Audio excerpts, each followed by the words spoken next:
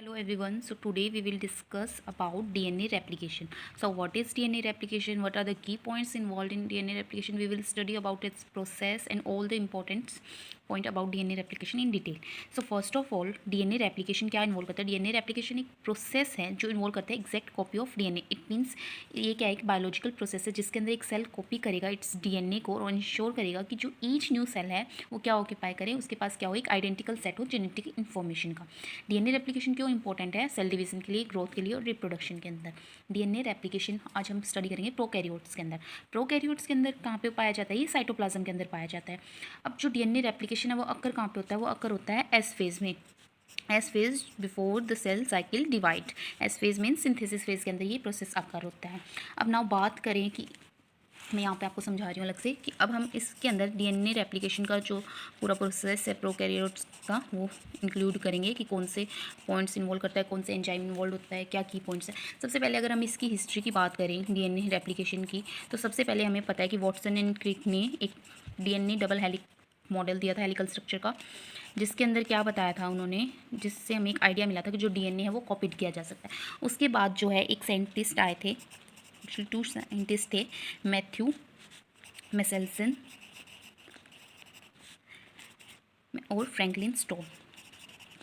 इन्होंने क्या कहा था? इन्होंने एक एक्सपेरिमेंट परफॉर्म करवाया था 1958 के अंदर बाय यूजिंग नाइट्रोजन आइसोटोप, जिससे क्या पता चला था कि जो डीएनए होता है वो क्या होता है, ये डीएनए रेप्लिकेशन का जो प्रोसेस है वो सेमी कंजर्वेटिव होता है नेचर में.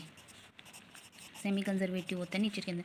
अब सेमी कंजर्वेटिव का मीन क्या है? सेमी कंजर्वेटिव से मतलब होता है कि जो डीएनए की स्ट्रैंड जो ये होती है वो क्या होती है, एक स्ट्रैंड जो फॉर्म होती है न्यूली, एक स्ट्रैंड जो फॉर्म होती है वो क्या होती है, न्यूली सिंथेसाइज्ड होती है, और एक स्ट्रैंड जो होती है वो ओल्ड वाली से बनी हुई होती है. यानी कि वन स्ट्रैंड ओल्ड स्ट्रैंड होती है और वन जो होती है वो न्यूली सिंथेसाइज्ड स्ट्रैंड होती है. इट मीन्स ये कहते हैं सेमी कंजर्वेटिव होता है नेचर के अंदर. उसके बाद एक और साइंटिस्ट थे आर्थर कोनबर्ग. इन्होंने क्या किया था? इन्होंने डिस्कवर्ड किया था डीएनए पोलीमरेज 1 को. डीएनए पोलीमरेज 1 को जो क्या करवाता है, डीएनए पोलीमरेज 1 जो होता है वो क्या करवाएगा, एक्सोन्यूक्लियस एक्टिविटी शो करवाएगा. ठीक है. सो डीएनए रेप्लिकेशन प्रोकैरियोट्स के अंदर क्या होता है कि ये 3 स्टेप्स इन्वॉल्व करता है, इनिशिएशन, एलोंगुलेशन और टर्मिनेशन. इनिशिएशन में क्या होता है कि जो प्रोकैरियोट्स होता है उनके अंदर एक इनिशिएटर रीजन होता है जिसको हम बोलते हैं ओरिजिन ऑफ रेप्लिकेशन और ओराई-सी. ये क्या होता है, एक सिंगल रीजन होता है प्रोकैरियोटिक्स के अंदर. इस पर क्या होता है, ओराई-सी पर सेवरल 80 सीक्वेंस जो होते हैं वो प्रेजेंट होते हैं जो कि 245 बेस पेयर लॉन्ग्स होते हैं. इनके ऊपर क्या होता है, 13 बेस पेयर रिपीट्स और 9 बेस पेयर रिपीट्स प्रेजेंट होती है. अब क्या होता है कि डीएनए ए, बी एंड सी ये जो होंगे वो बाइंड हो जाएंगे इन 13 बेस पेयर पर और 9 बेस पेयर रिपीट्स पर. कुछ ये 80 रिच सीक्वेंस होते हैं, इन पर क्या होगा कि जो डीएनए ए होगा वो तो अटैच हो जाएगा 9 बेस पेयर रिपीट्स पर, और जो डीएनए बी एंड सी होगा वो 13 बेस पेयर रिपीट्स होगा. जैसे कि मान लो ये एक स्ट्रैंड है ओरिजिन ऑफ रेप्लिकेशन पे, इधर क्या है, मान लो 13 वाले प्रेजेंट है बेस पेयर और इधर 9 वाले प्रेजेंट है. अब क्या होगा कि जो डीएनए ए होगा वो तो यहाँ पे मान लो रिकॉग्नाइज कर लेगा 9A वाले पर, और यहाँ पर जाकर क्या होगा, बाइंड हो जाएगा. ठीक है. और जो ये डीएनए बी और सी वाले हैं वो 13 बेस पेयर वालों पर रिपीट हो जाएगा, डीएनए सी और डीएनए बी.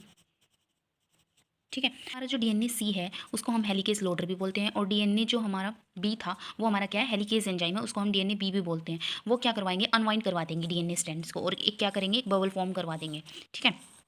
इनकी डीएनए को अनवाइंड करा दिया और एक बबल वाला स्ट्रक्चर फॉर्म करा दिया. डीएनए हेलिकेज जो है वो क्या कर देगा, ब्रेक कर देगा हाइड्रोजन बॉन्ड को, और एक क्या है, वाई शेप का स्ट्रक्चर फॉर्म कर देगा. यानी कि एक रेप्लिकेशन फॉर्म जो फोर्क जो है वो फॉर्म हो जाएगी ड्यू टू डीएनए हेलिकेज.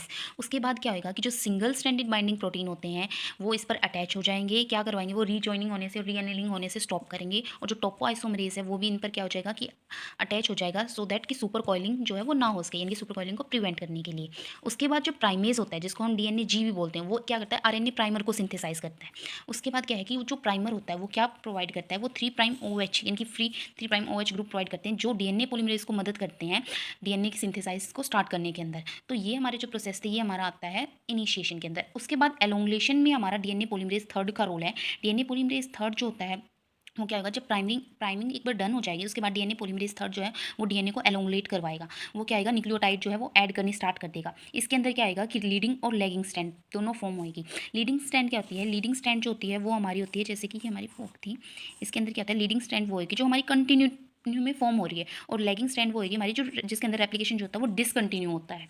यानी कि लीडिंग स्ट्रैंड के अंदर क्या होता है कि वन ओनली एक प्राइमर इन्वॉल्व होता है, और लैगिंग स्ट्रैंड के अंदर तो सेवरल जो होंगे प्राइमर वो इंक्लूड होंगे और लैगिंग स्ट्रैंड के अंदर हमारे ओकाजाकी फ्रैगमेंट्स बनेंगे जो कि शॉर्ट फ्रैगमेंट्स होते हैं। इसके अंदर क्या होता है, एलोंगेशन के अंदर स्लाइडिंग क्लैंप होता है इन्वॉल्व, जो डीएनए पॉलीमरेज को होल्ड करके रखता है सो दैट क्या होगा कि वो कंटिन्यू रहे न्यूक्लियोटाइड को ऐड करने के अंदर।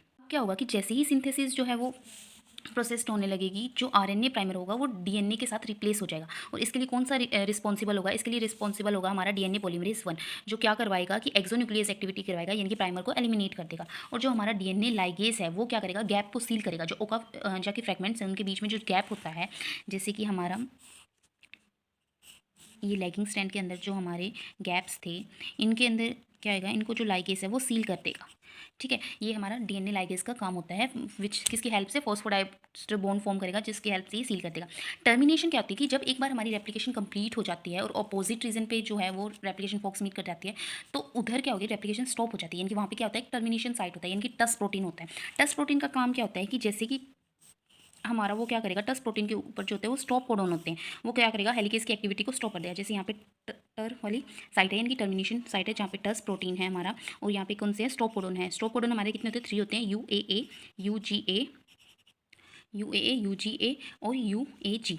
ठीक है, ये हमारे क्या होते हैं, स्टॉप कोडॉन होते हैं। और यहाँ पे हमारा क्या होता है, मान लो जो हेलिकेज है उसको क्या करवाएगा, उसकी एक्टिविटी को स्टॉप करवा देगा और प्रिवेंट कर देगा हेलिकोज को अनवाइंडिंग करने से डीएनए से, और रेप्लिकेशन को क्या करवा देगा, स्टॉप कर देगा। ये क्या था, हमारा ओवरऑल डीएनए रेप्लिकेशन था प्रोकैरियोट्स में। अब हम एक फ्लो चार्ट सा बना लेते हैं कि सबसे पहले हमारा क्या आया था, ओराइज सी आया था, जो कि एक सिंगल रीजन होता है प्रोकैरियोटिक्स के अंदर। उसके बाद उसमें क्या आया कि जो डीएनए ए है वो रिकॉग्नाइज कर लेगा एटी सीक्वेंस, यानी कि कौन से वाले को, 9 यूनिट्स को। ठीक है, उसके बाद क्या आएगा कि डीएनए बी विथ किसके साथ, डीएनए सी के साथ, ये भी बाइंड हो जाएंगे किस पर, 13 यूनिट्स पर। उसके बाद क्या होगा कि ये जो है वो रेप्लिकेशन फोक को क्या कर देगा, अनवाइंड कर देगा, और रेप्लिकेशन फोक जो है वो फॉर्म्ड हो जाएगी। कौन सा एंजाइम बोलता है यहाँ पर, हेलिकेज वाला। उसके बाद हमारा क्या हुआ था कि बाइंडिंग हो गई थी टोपो आइसोमेरेज की और एसएसबी की, यानी कि सिंगल स्ट्रैंडेड प्रोटीन की। ठीक है, एसएसबी प्रोटीन की और टोपो आइसोमेरेज की हमारी बाइंडिंग हो गई थी। टोपो आइसोमेरेज प्रिवेंट करेगा सुपर कॉइलिंग को, और एसएसबी री एनिलिंग और री जॉइनिंग को प्रिवेंट करेगा, वो आइसोमेरेज। उसके बाद हमारी प्राइमर फॉर्मेशन हुई थी, ठीक है, प्राइमेज की वजह से, जिसको हम डीएनए जी भी बोलते हैं। ये हमारा एक फ्लो चार्ट चल रहा है डीएनए रेप्लिकेशन का। उसके बाद प्राइमेज के बाद कौन सी एक्टिविटी हुई थी, हमारा जो डीएनए पॉलीमरेज है उसका रोल आ गया था। ठीक है, डीएनए पॉलीमरेज थर्ड। उसके बाद हमारा क्या हुआ था कि डीएनए पॉलीमरेज के थर्ड के अंदर हमारा जो लीडिंग और लैगिंग स्ट्रैंड है उसमें रेप्लिकेशन अकर हुई थी। लीडिंग स्ट्रैंड में कंटिन्यूसली था और लैगिंग स्ट्रैंड में डिसकंटिन्यू था ओकाजाकी फ्रैगमेंट्स की वजह से। उसके बाद हमारा टस प्रोटीन और स्टॉप कोडॉन जो है वो इन्वॉल्व होंगे, जिसकी वजह से रेप्लिकेशन स्टॉप हो जाएगा। ठीक है, वो क्या कर देंगे, रेप्लिकेशन स्टॉप कर देंगे, रेप्लिकेशन स्टॉप कर देंगे। सो ये हमारा जो है पूरा ओवरऑल डीएनए रेप्लिकेशन प्रोकैरियोट्स के अंदर प्रोसेस है। और अब इस ये इंपॉर्टेंट क्यों है हमारा डीएनए रेप्लिकेशन, ये क्या प्रोसेस इन्वॉल्व करता है, एक तो ये सेमी कंजर्वेटिव है नेचर में, दूसरा ये एंजाइम इन्वॉल्व करता है, जैसे हेलिकेज हो गया, टोपो आइसोमेरेज हो गया, लाइगेज हो गया। और ये क्या होता है, बाई डायरेक्शनल प्रोसेस है। और इसके अंदर क्या है कि इस जो ये डीएनए रेप्लिकेशन प्रोसेस है ये एक्यूरेट है, यानी कि इसके अंदर क्या होता है, डीएनए पॉलीमरेज वगैरह होगा जिसमें एक्सोन्यूक्लियस एक्टिविटी है, प्रूफ रीडिंग एक्टिविटी है, जो एरर के चांसेस है उनको कम कर देते हैं। ठीक है, so this is all about DNA replication in prokaryotes. If you like the video then please do comment, share and subscribe the channel. Thank you for watching.